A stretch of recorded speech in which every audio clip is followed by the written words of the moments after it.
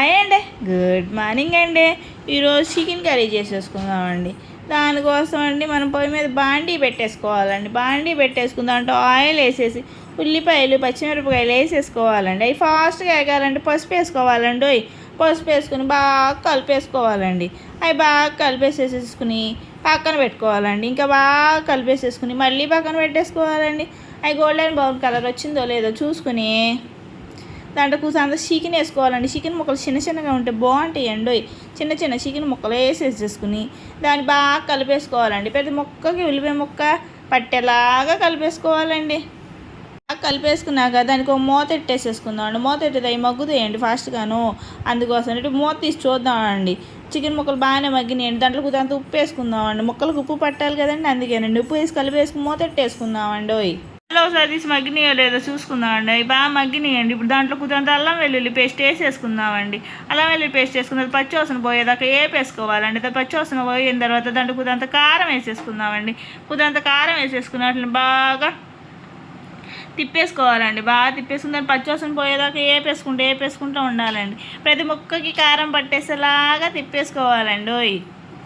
అలా తిప్పుకుంటేనే కర్రీ రుచి. ఓకేనా అండి. దాంట్లో కూర్చొని వాటర్ పోసేసుకుందామండి. వాటర్ పోసేసి మూత పెట్టేసుకుందామండి. మూత పెట్టేసుకుని మధ్య మధ్యలో చూసుకుంటూ తిప్పేసుకుంటూ ఉండాలండి. తిప్పేసేసుకుని మూత పెట్టేసుకుని బాగా మగ్గనిద్దామండి. కూర బాగా మగ్గిందో లేదో ఓపెన్ చేసి చూసేద్దామండి. కూర బాగా మగ్గిందండి. కూర అయిపోతానికి సిద్ధంగా ఉందండి.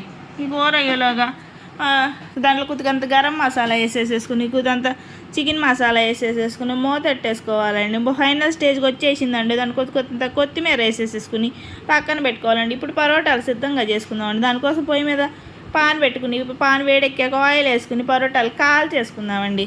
పరోటాలు రెండు పక్కల నిదానంగా సిమ్లో బాగా క్రంచిగా అయ్యేలాగా కాల్చుకోవాలండి. లేకపోతే పరోటా మెత్తగా మైదా పిండి తిన్నట్టు ఉంటుంది. అలా ఉండకుండా ఉండాలంటే ఇలా వేపుకోవాలండి. చూడండి భలే ఉబ్బుతుంది. అలా ఉబ్బుతూ ఉండాలండి. అలా రుద్దుకుంటా ఆయిల్ వేసుకుంటూ ఉండంటే పరోటా ఉబ్బుతుందండి. ఉబ్బిన పరోటాని బాగా కాలిందో లేదో చెక్ చేసుకుంటూ ఉండాలండి. ఈ పరోటా నేను చేశాను అనుకుంటున్నారా? లేదండి, షాప్లోంచి కొనుక్కొచ్చుకున్నానండి. మనకు పరోటాలు చేయడం ఏడొస్తుంది, నేర్చుకుంటానండి. మీకోసం అని నేర్చుకున్నట్టు యూట్యూబ్లో చేసి పెట్టేస్తానండి. మీరు చూసేయండి గీతక్క పరోటాలు ఎలా చేసింది ఏంటని. ఇప్పుడు పరోటాలని దబా బాధ వేయాలండి. ఎలా బాధ అంటే డబిక్ అని బాధ వేయాలి. పరోటా చచ్చిపోవాలి. తొక్క తన్నేయాలండి. అట్ట తన్నెత్తే కానీ ఆ పరోటా పని అయిపోదండి. పరోటా చూసారా భలే అప్పచ్చి అయిపోయింది. అలా అయిపోయిన పరోటాని ప్లేట్లో వేసేసుకుందామండి. ప్లేట్లో వేసేసేసుకుని దాని మీద కొంచెం చికెన్ కర్రీ వేసేసుకుందామండి. చికెన్ కర్రీ వేసుకుంటుంటే దాని మీద పరోటా మీద వేసుకోవాలండి. చికెన్లో పరోటా నాని ఆ పరోటా మనం తింటుంటే చాలా రుచిగా ఉంటుందండి. అలా తినండి. మీరు కూడా ఈసారి పరోటా వేసుకుంటా చికెన్ కర్రీ ఎత్తుకెళ్ళి పరోటా మీద డైరెక్ట్ వేసేసుకోండి. నేను ఏదో స్టైల్ కోసం పక్కన వేసానండి. మామూలుగా అయితే పరోటా మీద పోసేస్తానండి. అండ్ ఉల్లిపాయల ముక్కలు పెట్టేసుకుందామండి. టేస్ట్ చేస్తుందండి. మీకు నా వీడియోలు నచ్చాడు లైక్ చేయండి, షేర్ చేయండి, సబ్స్క్రైబ్ చేయండి అండి. మర్చిపోకండి అండి. బాయ్ అండి.